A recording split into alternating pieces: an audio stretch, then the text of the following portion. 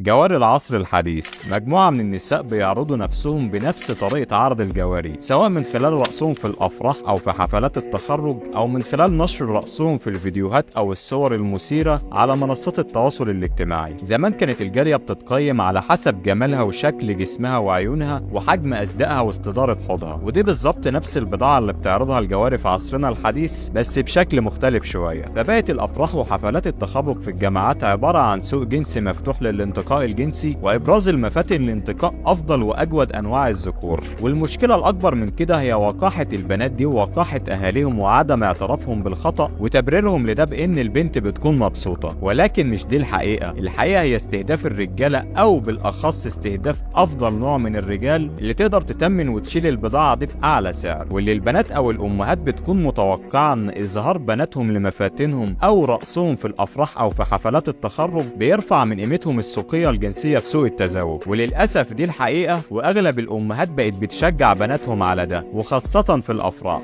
اللي هو أمي يا بنت هزلك هزتين قدام الواد اللي لسه راجع من الكويت ده عريس لقطة. فالمشكلة الأكبر في الأهالي والبيوت اللي ما فيهاش رجالة، فيا ريت يتم منع هذا الفعل المشين من حفلات التخرج في الجامعات، ويا ريت الأهالي هي كمان تلم بناتهم من الرقص في الأفراح أو في حفلات التخرج. ويا ريت أي بنت تفكر تعمل كده تتعظ من اللي عملوا كده قبلها. مفيش راجل بجد هيجيلك من اللي انت بتعمليه ده، لان الرجاله اللي بجد لما بتحب بتتجوز المحترمه اللي صاينه نفسها، مش بتتجوز بنت رقصت قدام الوطن العربي كله وبقت ترند.